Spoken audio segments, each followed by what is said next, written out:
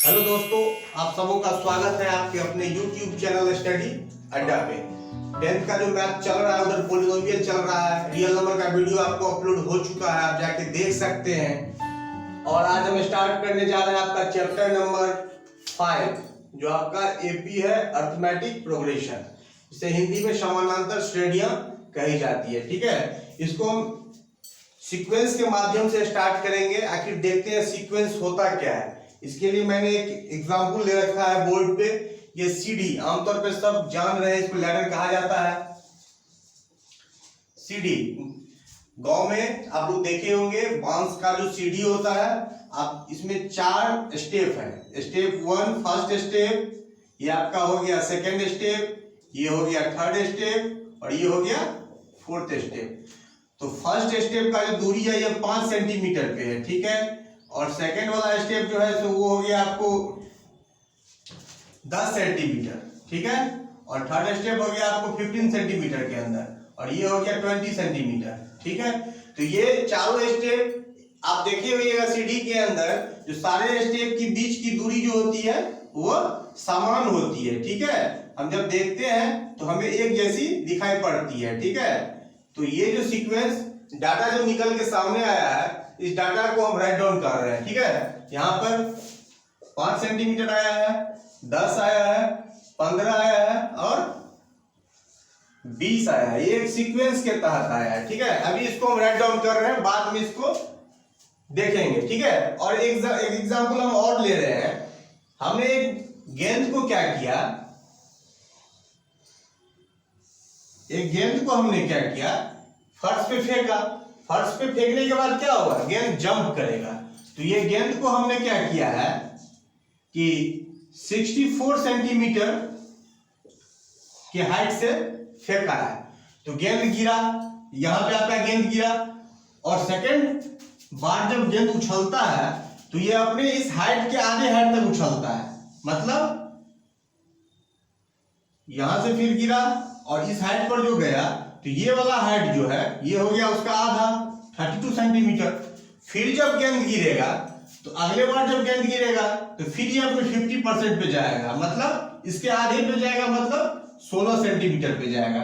Next बार जब गेंद फिर गिरेगा और फिर उठेगा तो फिर ये अपने 50%, मतलब 16 का 50% 8 सेंटीमीटर। तो आप देख रहे हैं कि यहां भी एक सीक्वेंस आ रहा है, 8, 16, 32 और ये 64 सेंटीमीटर। ठीक है, तो इसको भी हम राइट डाउन कर रहे हैं। 64, 32, 16 और 8। ठीक है, एक ये एग्जांपल भी हम ले रहे हैं। हम सीक्वेंस बाद में देखेंगे कि आखिर इससे निकल कर क्या सामने आ रहा है। अब हम देख रहे हैं एक और एग्जांपल लेकर के कि एक आदमी अपने बैंक अकाउंट में एक निश्चित दिन में 500 रुपए को डिपॉजिट करता है, जमा करता है। ठीक है, ये आपको जमा करता है, और अगले दिन जाके 1000 रुपये जमा करता है। उससे अगले दिन क्या करता है, 2000 रुपया। उसके अगले दिन आपको 4000 रुपये जमा करता है। ठीक है, तो ये भी एक सीक्वेंस के तहत जा रहा है, इसको भी हम राइट डाउन कर रहे हैं। 500, 1000, 2000 और 4000। ठीक है, अब हम देखते हैं, हमको चैप्टर पढ़ना है एपी। सीक्वेंस के माध्यम से हम 3 सीक्वेंस यहां राइट डाउन किए हैं। अब हम देख रहे हैं इस तीनों सीक्वेंस में एपी के अंदर कौन सा सीक्वेंस है। ठीक है, आइए देखते हैं। आप देखिए, एक एग्जांपल हमने सीढ़ी का लिया है, दूसरा बॉल को गिरने का लिया है, और तीसरा बैंक अकाउंट में हमने रुपये को डिपॉजिट करने का लिया है। तो पहला वाला हमको क्या है, 5, 10, 15, 20। दूसरा वाला हो गया 64, 32, 16, 8। और तीसरा क्या हो गया, 500, 1000, 2000 और 4000। ठीक है, आप देखो ये पहला टर्म और ये अगला टर्म, ये उससे अगला टर्म, ये उससे अगला टर्म। ठीक है, इस दोनों के बीच का डिफरेंस 5, इस दोनों के बीच का डिफरेंस 5, इस दोनों के बीच का डिफरेंस 5। इस दोनों के बीच क्या हो रहा है, इस दोनों के बीच का डिफरेंस 32, इस दोनों के बीच का डिफरेंस 16, इस दोनों के बीच का डिफरेंस 8। या हम ये भी कह सकते हैं कि अगला टर्म जो है उससे पिछले वाले टर्म का 1/2 है। 64 का आधा कितना हो गया 32, 32 का 1/2 कितना हो गया 16, 16 का 1/2 कितना हो गया 8। तो मतलब ये भी एक सीक्वेंस को फॉलो कर रहा है, ठीक है। अगला टर्म हम देख रहे हैं 500, 1000, 2000 और 4000। तो यहां पर क्या हो रहा है कि इस दोनों के बीच का डिफरेंस 500, इस दोनों के बीच का डिफरेंस 1000 और इस दोनों के बीच का डिफरेंस 2000। या यूं कह ले कि ये 500 गुने 2000, अगला टर्म गुने 2000, इससे अगला टर्म 2000 गुने 2 मतलब 4000, ठीक है। बात को गौर कीजिएगा, ये भी एक पैटर्न को फॉलो कर रहा है, ये भी एक पैटर्न को फॉलो कर रहा है और ये भी एक पैटर्न को फॉलो कर रहा है। अब हमें पढ़ना है एपी।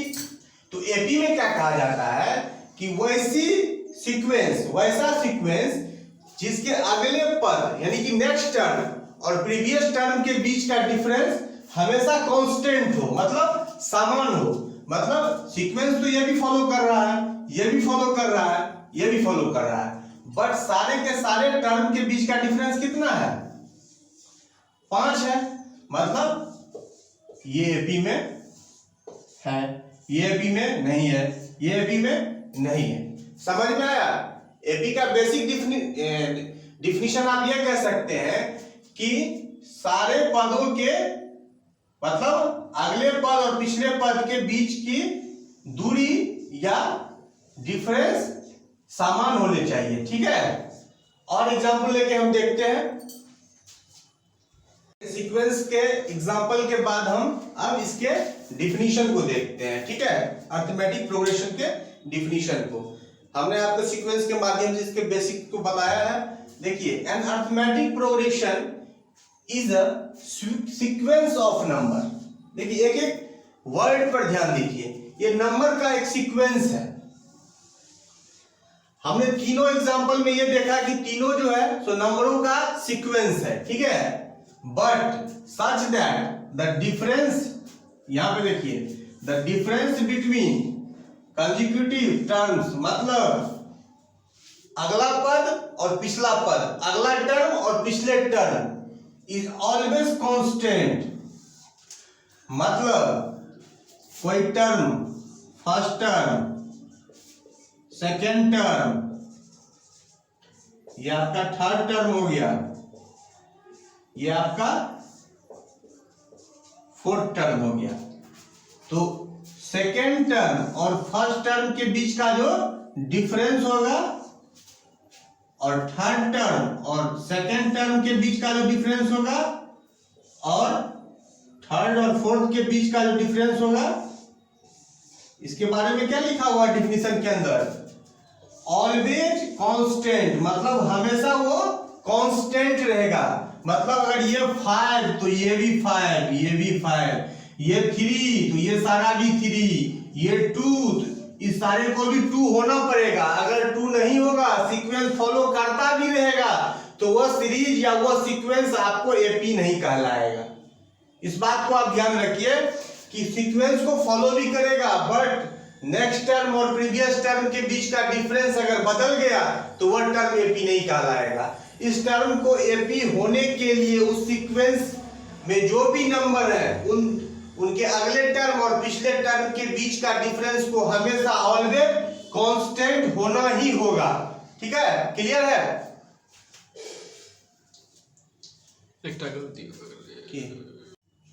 अब तक हमने एपी के बारे में समझा, एपी के डिफिनीशन को समझा। अब हम आपके एनसीईआरटी के अंदर ये 5 एग्जाम्पल दिए हुए हैं और ये वाला एग्जाम्पल हमने अपने मन से लिया हुआ है, ठीक है। आइए चेक करते हैं कि ये 6 सीरीज एपी के अंदर आते हैं या नहीं। अभी हमने डिफिनीशन के अंदर देखा कि ऐसा सीक्वेंस जिसके अगले पद और पिछले पद, मतलब अगले टर्म और पिछले टर्म के बीच का जो डिफरेंस होना चाहिए वो सेम होना चाहिए। आइए एक एक करके हम चेक करते हैं। इस दोनों के बीच का डिफरेंस 1, इन दोनों के बीच का डिफरेंस 1, इन दोनों के बीच का डिफरेंस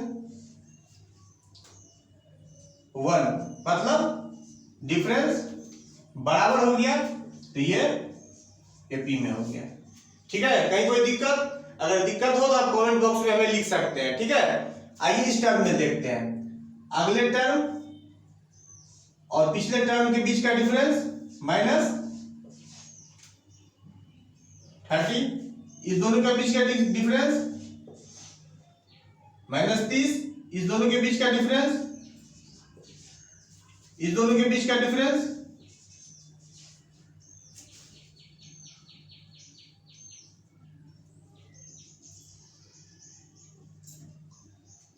तो यहां भी हम देख रहे हैं कि दोनों टर्म के बीच का डिफरेंस -30 और -30 आ रहा है। इसका मतलब क्या हो गया, ये वाला भी टर्म आपका एपी के अंदर है। आइए देखते हैं अगला टर्म। जरूरी नहीं है कि इसमें से इसको ही घटाएं। ठीक है, हम ये भी देख सकते हैं कि अगर इसमें जोड़ते हैं और बराबर संख्या जुड़ते हुए जाता है तो वह भी एपी के अंदर आएगा।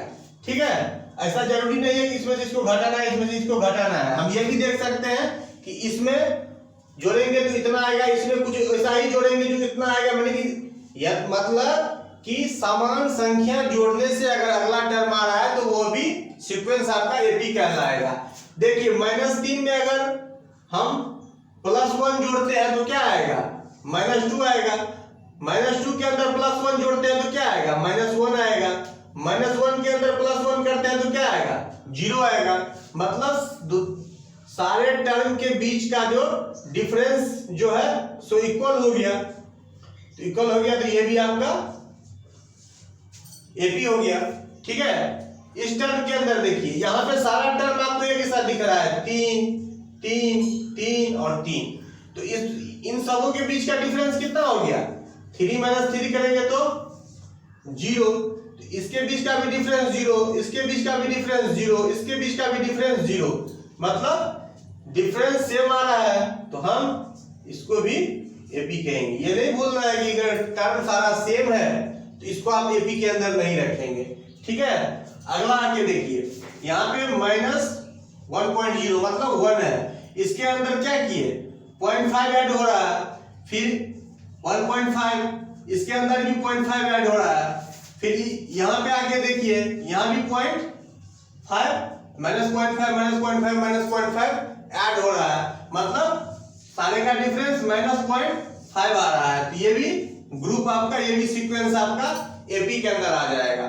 बस आपको समझने के लिए दिया गया है कि आप समझो कि ये सारा सीक्वेंस एपी के अंदर है या नहीं। आपने जो डिफिनीशन पढ़ा है वो इस पे सटीक बैठता है कि नहीं, इस पे इंप्लीमेंट होता है या नहीं, ये मैंने अपने मन से लिया। अभी तक first, second, third, fourth, fifth ये पांचों आपके एपी के अंदर आए हैं। ठीक है, तो आइए 6 नंबर क्वेश्चन हम देखते हैं। ये -5 है, इसके अंदर अगर हम 6 जोड़ते हैं तो क्या आएगा, 1 आएगा। 1 के अंदर अगर हम 6 जोड़ते हैं तो क्या आएगा, 7 आएगा। 7 के अंदर कितना जोड़ेंगे तो 15 आएगा। 8 जोड़ेंगे तो 15 आएगा। ठीक है, और फिर अगला 15 के अंदर हम क्या करेंगे, 15 के अंदर हम 6 ऐड करेंगे तो 21। तो यहां हम क्या देख रहे हैं, यहाँ 6, यहाँ 6, यहाँ 6 और यहाँ जाके झटका लगा है, मतलब 8। हमने डिफिनीशन के अंदर क्या कहा है कि आपका सीक्वेंस के अंदर जो भी डिफरेंस आना चाहिए वो बिल्कुल समान आना चाहिए, बट यहाँ पे 8 अलग आ रहा है। मतलब ये वाला जो सीक्वेंस आपका है यह नोट इन एपी। समझ में आया, ये आपको समझने के लिए मैंने बताया था। ये 5 आपके एनसीईआरटी के अंदर है, आपको जानने के लिए कि आप ढूंढो कि ये सीक्वेंस एपी के अंदर है या नहीं। आप इसे राइट डाउन कर सकते हैं या स्क्रीनशॉट ले लीजिए। आइए अब देखते हैं, अभी तक आप लोगों ने एपी के डिफिनीशन को जान लिया, एपी को पहचानना सीख लिया। ठीक है, अब हम इसको नाम देना सीखेंगे। ठीक है, आप देखिए, ये पहले तो चेक कर लीजिए कि मेरा हमने जो भी बोर्ड पे जो सीक्वेंस लिखा है वो एपी के अंदर है या नहीं। यहाँ पे आप देख रहे हो 10 माइनस 5, 15 माइनस 10, 20 माइनस 15, 25 माइनस 20। कुछ दिख रहा है आप लोगों को? Next term minus previous term का जो डिफरेंस आ रहा है वो सारे टर्म्स में 5 आ रहा है, मतलब इक्वल है। मतलब इसको हम एपी घोषित करेंगे। ये सीक्वेंस आपका एपी के अंदर है, ठीक है। ये समझ में आ गया आप लोगों को? आप देखते हैं अब क्या करना होता है। फर्स्ट ऑफ ऑल हम चेक कर लेंगे ये एपी में है या नहीं, ठीक है। आइए देखते हैं।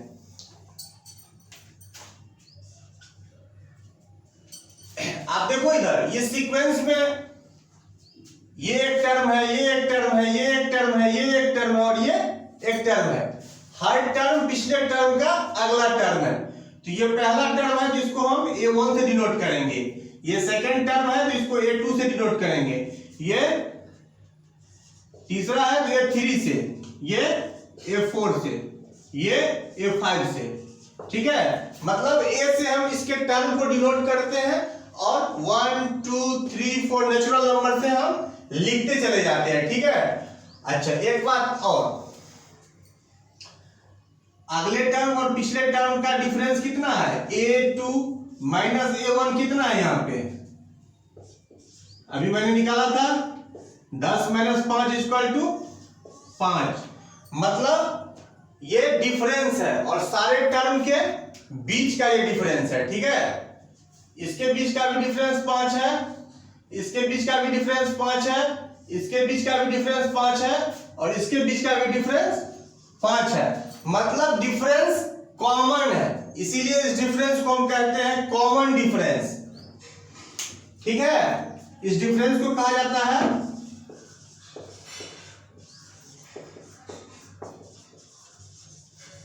और इसको डिनोट किया जाता है आपको स्मॉल डी से, ठीक है।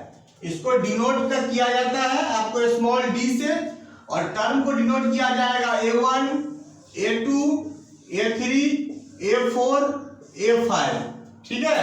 अच्छा एक चीज और, ये जो सीक्वेंस होता है ये कॉमन होता है, रेलगाड़ी के डब्बे के समान होते हैं। रेलगाड़ी के सारे डब्बे एक समान होते हैं। तो अगर हम 25 से भी अगला टर्म मतलब A6 लिखने के लिए आपको बोल दें तो आप लिख सकते हो झट से। क्या लिखोगे? 25 में झट से 5 ऐड करोगे और 30 लिख के आप बोलोगे सर A6 30। आपको हम पूछ देंगे A7 कितना होगा बाबू, तो आप क्या लिखोगे? अगला टर्म हमको आ गया था 30, तो 30 में झट से आप कॉमन डिफरेंस को ऐड करोगे और लिख दोगे 35, ठीक है।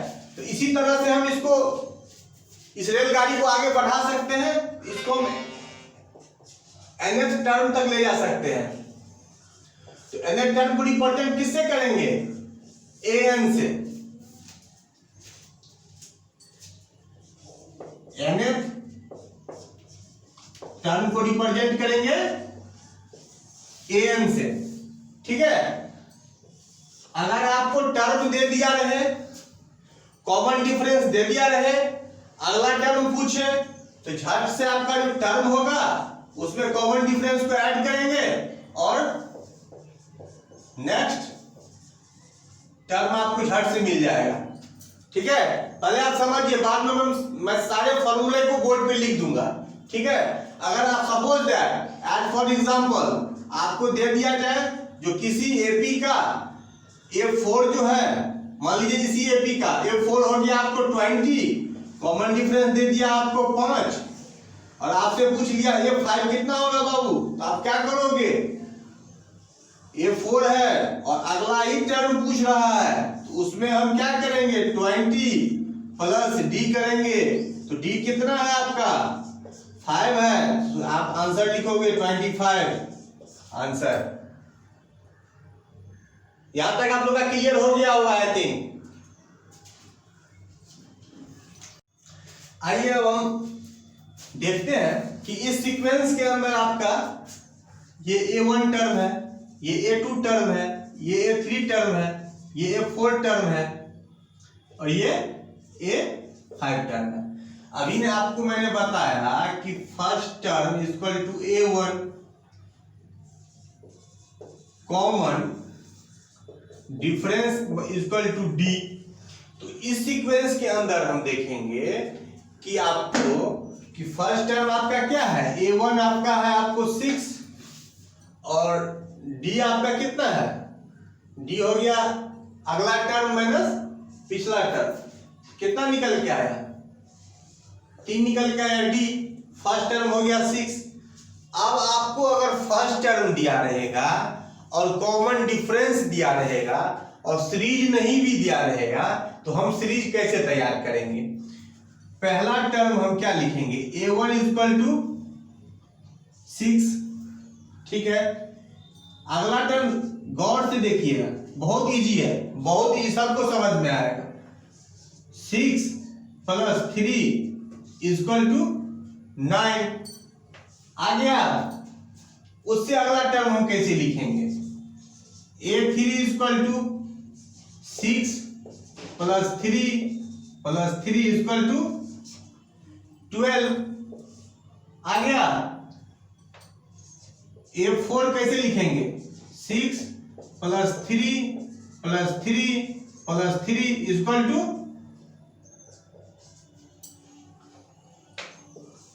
आ गया। A5 कैसे लिखेंगे, 6 प्लस 3 इक्वल टू 18 मतलब 18। आप देख रहे हो कि फर्स्ट टर्म 6 दिया हुआ है, उसमें हमने कॉमन डिफरेंस को ऐड किया तो 9 आया और उसके बाद फिर हमने कॉमन डिफरेंस को ऐड किया तो 12 आया, फिर हमने कॉमन डिफरेंस को ऐड किया तो 15 आया, फिर मैंने कॉमन डिफरेंस को ऐड किया तो आपको 18 आ गया।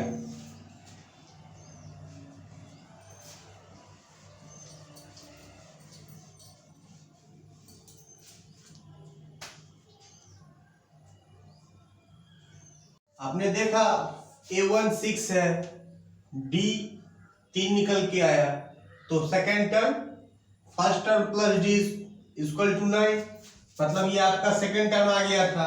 इस तरह से हमने देखा कि D जब हम ऐड कर रहे हैं तो नेक्स्ट टर्म हमें मिलता जा रहा है। तो एक चीज हम यहाँ पे आप देख रहे हैं कि यहाँ पर A1 अगर 6 है, ठीक है, और A2 जब हम निकाल रहे हैं तो यहाँ पर ये 6 क्या है, 6 आपका पहला टर्म है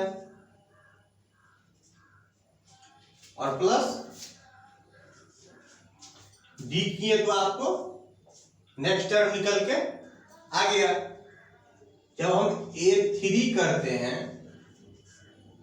6 क्या है, A1 है, अब प्लस एक D ये हो गया, दूसरा D ये हो गया तो D प्लस D 2D। जब हम A4 कर रहे हैं तो 6 हो गया आपको A1, D प्लस D मतलब 3D, ठीक है। A5 के लिए हम क्या कर रहे हैं, A5 के लिए 6 आपका हो गया A1, D मतलब 4D, ठीक है, प्लस। तो अब हम एक सेकंड इधर देख रहे हैं कि पहला टर्म हमारा हो गया A1, दूसरा टर्म क्या हो रहा है, A1 प्लस D, तीसरा टर्म क्या हो रहा है, A1 प्लस 2D, ठीक है। चौथा टर्म क्या हो रहा है, A1 प्लस 3D और पांचवा टर्म क्या हो रहा है, A1 प्लस 4D, ठीक है। यहां पे आप देख रहे हैं कि ये हो गया आपका फर्स्ट टर्म, ये हो गया आपका सेकेंड टर्म, ये हो गया आपका थर्ड टर्म, ये हो गया फोर्थ टर्म और ये फिफ्थ टर्म। देखिए आपको समझने के लिए हमने सारे टर्म को एक जगह लिख दिया है। पहले मैंने आपको क्या कहा, सीक्वेंस में जब रेलगाड़ी चलती है तो आप बॉगी में बॉगी जोड़ते जाइए, बहुत दूर तक जाएगी, मतलब एन तक जाएगी। तो एक टर्म तो आपको nth टर्म भी हो सकता है ना, जिसको हम an कहते हैं। तो इसका तो nth टर्म भी आ सकता है। आपको इस सीक्वेंस के अंदर आप एक चीज देख पा रहे हो कि अगर हमें सेकेंड टर्म जब कह रहा है तो इसका फॉर्मूला निकल के क्या आ रहा है, a1 प्लस दूसरा टर्म है तो हम क्या करेंगे 2 माइनस 1, जितना टर्म होगा उससे एक कम d उसमें ऐड होगा। इस बात को याद रखिएगा, जितना टर्म होगा अगर सेकेंड टर्म है तो 2 माइनस 1 इक्वल टू क्या हो जाएगा, a1 प्लस 2 में से 1 गया तो 1 हो गया, 1 को d से गुणा करेंगे तो आपको d होगा, तो a1 प्लस d। जस्ट हम देख रहे हैं अगला टर्म और क्लियर हो जाएगा आप लोग को। थर्ड टर्म में क्या होगा, a1 प्लस हमने क्या कहा है, अगर टर्म तीसरा है तो एक कम d होगा, तो जितना टर्म उसमें से एक घटा देंगे और d से गुणा कर देंगे। ठीक है, 3 में से 1 गया तो आपको 2 को d से मल्टीप्लाई करेंगे तो a1 प्लस 2d। समझ में आ रहा है आप लोग को। एक और टर्म आप लोग देख लीजिए, क्लियर हो जाएगा। फोर्थ टर्म के लिए हम क्या करेंगे, a1 प्लस जो टर्म है उसमें से एक घटा देंगे और d से मल्टीप्लाई करेंगे तो क्या हो गया, 3 को d से मल्टीप्लाई करेंगे तो a1 प्लस क्या हो गया आपको, a1 प्लस 3d। ये आपका थर्ड टर्म हो गया। अब इसी तरह से अगर हमें कह देगा कि nth टर्म क्या होगा, तो nth टर्म निकालने के लिए हम फॉर्मूला कहां से लाएंगे। यहाँ पे आप देख रहे हैं कि जो टर्म का रहा है उसमें से एक घटा के उसको d के साथ गुना करके उसको a1 से ऐड करते हैं तो हमें जाके टर्म निकल के सामने आता है। तो ये तो nth टर्म है, तो n से एक कम टर्म, मतलब n से जो एक पहला टर्म होगा। ठीक है, तो a1 प्लस n से एक पहला कौन होगा, n से एक कम होगा, इसको d से मल्टीप्लाई करेंगे तो ये वाला जो टर्म आएगा ये हो गया आपको nth टर्म। क्लियर है। अब हमें किसी भी सीक्वेंस का जो nth टर्म निकालने के लिए कहेगा तो हम पहला term plus n minus 1 into D, ये आपका फॉर्मूला निकल के सामने आ गया। ठीक है, इसको राइट डाउन कीजिए या स्क्रीनशॉट लीजिए। अब हम एक एग्जांपल लेके आपको समझाएंगे तो आपको फॉर्मूला बेहतर ढंग से क्लियर होगा। ठीक है, तो ये एनसीईआरटी का ये एग्जांपल 3 है। ठीक है, आपके टेक्स्ट बुक के अंदर ये है। तो अभी हमने एक फॉर्मूला देखा है, वो फॉर्मूला है nth टर्म निकालने के लिए a plus n minus 1 into D. यही फॉर्मूला अभी हम लोगों ने देखा था। ठीक है, तो जो टर्म हमें बोलेगा उससे एक पहले वाले टर्म से डी को गुना करेंगे और फर्स्ट टर्म को ऐड करेंगे तो रिजल्ट निकल के आएगा। अब क्वेश्चन देखिए, क्वेश्चन कर रहा find the 10th term of the AP, find the 10th term of the AP 2 7 12। ठीक है, तो हमें एपी क्या दिया हुआ है 2 7 12। ये आपका फर्स्ट टर्म हो गया। अभी हम डिटेल में बता रहे हैं, फर्स्ट क्वेश्चन है। ये आपका सेकेंड टर्म हो गया और ये आपका थर्ड टर्म हो गया। ठीक है, तो हम इस फॉर्मूला को यूज करके हमको क्या कह रहा है कि 10th टर्म इसका क्या होगा। ठीक है, तो यहां पे हम देख रहे हैं फॉर्मूला है आपका an equal to a plus n minus 1 into D. तो हमें क्या क्या चीज चाहिए, an निकालने के लिए a चाहिए जो हमको दिया हुआ है फर्स्ट टर्म। ठीक है, n चाहिए, मतलब कॉमन डिफरेंस चाहिए, सॉरी nवां टर्म, तो हमें 10वां टर्म पूछ रहा है, ठीक है। ये भी दिया हुआ है, 1 दिया ही हुआ है, और कॉमन डिफरेंस हम निकाल लेंगे। तो यहाँ पे क्या क्या चाहिए आपको, a1 2 दिया हुआ है, उसके बाद कौन सा टर्म कह रहा है, तो 10th टर्म कह रहा है, ठीक है। उसके बाद d आपका क्या हो जाएगा, तो कोई भी एक अगला टर्म से पिछले टर्म को घटा लीजिए, तो आपका d आ गया 5। ये सारे वैल्यू को इसमें पुट कीजिए और आंसर प्राप्त कीजिए, ठीक है। तो an बराबर क्या हो जाएगा, a हो गया आपको 2 प्लस n 10वां टर्म माइनस 1, और कॉमन डिफरेंस आपका क्या आ रहा है, 5 आ रहा है। तो क्या करेंगे, 2 प्लस बॉक्स के अंदर वाले को पहले करेंगे, तो 10 माइनस 1 इज इक्वल टू 9, और 9 को 5 से करेंगे तो 45। रिजल्ट कितना आ गया, ये आपका आंसर आ गया। राइट डाउन कीजिए। एनसीईआरटी के अंदर एक अच्छा सा एग्जांपल ये भी है, एग्जांपल नंबर 7, ठीक है। एनसीईआरटी के अंदर देखिए, टेक्स्ट बुक के जो एक्सरसाइज के क्वेश्चन है उनसे अच्छे क्वेश्चन आपको एग्जांपल के अंदर मिलते हैं। एग्जांपल को सॉल्व करना सबसे ज्यादा जरूरी होता है, इसको अपने आदत में डालिए, ठीक है। तो एक क्वेश्चन देखिए, बहुत अच्छा सा क्वेश्चन है, क्वेश्चन को समझिए पहले। How many 2 digit numbers are divisible by 3, ठीक है। तो सबसे पहले 2 अंकों की संख्या कहां से स्टार्ट होती है, 10 से स्टार्ट होती है। 10 11 12 से होते हुए ये संख्या 99, क्योंकि 99 के बाद 100 हो जाता है, वो 3 डिजिट के नंबर हो जाते हैं, ठीक है। तो हम देखेंगे सबसे छोटी संख्या कौन सी है जो 3 से डिविजिबल है, तो 10 तो नहीं होगा, 11 नहीं होगा, इसकी शुरुआत 12 से होगी, ठीक है। तो आप देख लीजिए कि 12 से सबसे छोटी संख्या जो 3 से विभाज्य है वो 12 है, ठीक है। डिविजिबल नंबर 12 है। और लास्ट जो 99 है इसको भी चेक करेंगे, तो 9 प्लस 9 18, 3 6 18, तो ये भी 3 से डिविजिबल है, ठीक है। तो यहाँ आप देख लीजिए 12, और इसके बाद नेक्स्ट कौन सा होगा, 3 ऐड करेंगे तभी होगा नेक्स्ट संख्या, तो 15, फिर 3 ऐड कीजिए 18, ऐसे होते होते 99 तक जाएगी ये सीक्वेंस, ठीक है।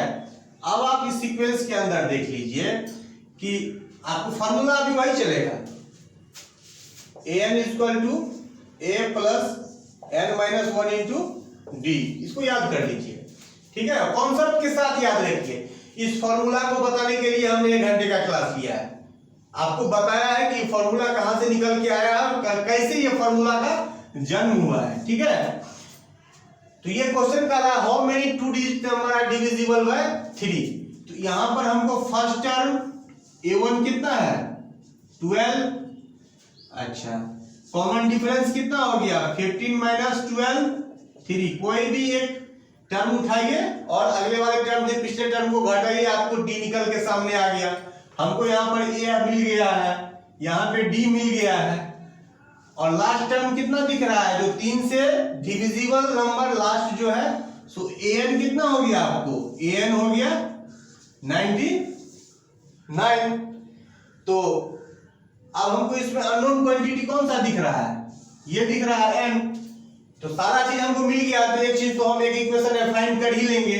तो an कितना हो गया 99 इक्वल टू a कितना हो गया 12 प्लस n माइनस 1 कह रहा है, n अननोन क्वांटिटी है, n माइनस 1, और d कितना निकल के आया आपको, ये आपको 3 निकल के आया।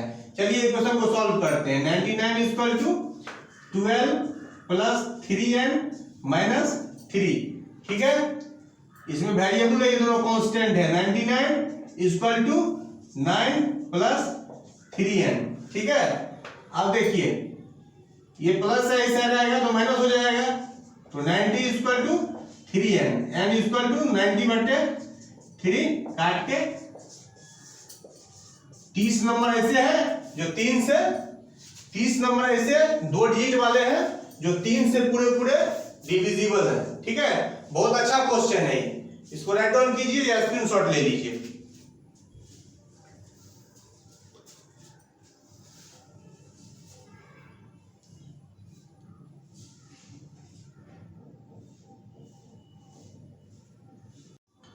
आइए देखते हैं आपका एनसीईआरटी के अंदर जो एक्सरसाइज 5.1 है, इसको हम देखते हैं। इसका कुछ क्वेश्चन हम देखते हैं, बाद बाकी क्वेश्चन आप लोग घर पे बनाइएगा।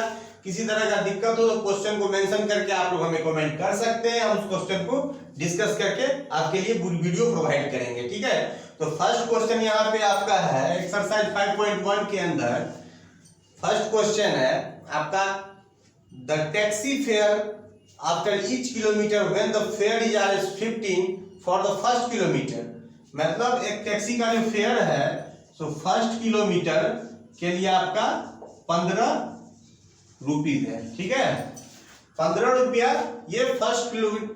आप जब किसी टैक्सी का राइड करेंगे तो आपको पहले किलोमीटर के लिए 15 रुपये पे करने होंगे, ठीक है। उसके बाद कह रहा है and RS 8 for each additional kilometre, और फिर सेकेंड किलोमीटर के लिए आपको 8 रुपये ईच करना होगा। मतलब फिर थर्ड फोर्थ सबके लिए 8 रुपये आपको पे करने होंगे, ठीक है। इससे आपको क्या हो जाएगा, यानी कि फर्स्ट किलोमीटर के लिए आपका किराया हो गया 15 रुपया, सेकेंड किलोमीटर के लिए आपका किराया हो गया 15 + 8 = 23। उसके बाद थर्ड किलोमीटर के लिए आपका किराया हो गया 15 + 8 + 8 मतलब कितना हो गया 31। फोर्थ किलोमीटर तक के लिए किराया आपका हो गया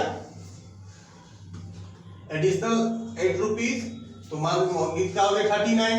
मतलब फर्स्ट किलोमीटर के लिए वो 15 रुपये पे करेगा, 2 किलोमीटर तक के लिए वो 23 रुपये पे करेगा, 3 किलोमीटर तक के लिए 31 रुपये पे करने होंगे, और फोर्थ किलोमीटर तक के लिए 39 रुपये पे करने होंगे।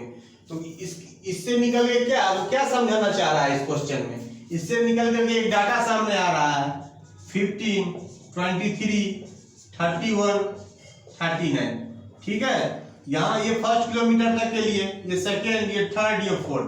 तो यहाँ पर क्या हो गया, एक सीक्वेंस आ रहा है, ये फर्स्ट टर्म, ये सेकेंड टर्म, ये थर्ड टर्म और ये फोर्थ टर्म, ठीक है। तो यहाँ पे इस दोनों के बीच का डिफरेंस 8, इस दोनों के बीच का डिफरेंस 8, इस दोनों के बीच का डिफरेंस 8। आपको ये समझाना चाह रहा है कि प्रत्येक किलोमीटर तक जो वो ट्रैवल करेगा, उसके बाद जो उसका एक किराया निश्चित होगा वो AP में होगा, ठीक है। आपको ये कहीं ना कहीं समझाना चाह रहा है कि AP में इसका किराया होगा, ठीक है। और अभी हम आपको दिखाए थे ना, first term A, second term A + D, third term A + 2D, fourth term A + 3D, fifth term क्या हो गया A + 4D। इसी से ना हम A निकाले थे जाकर के।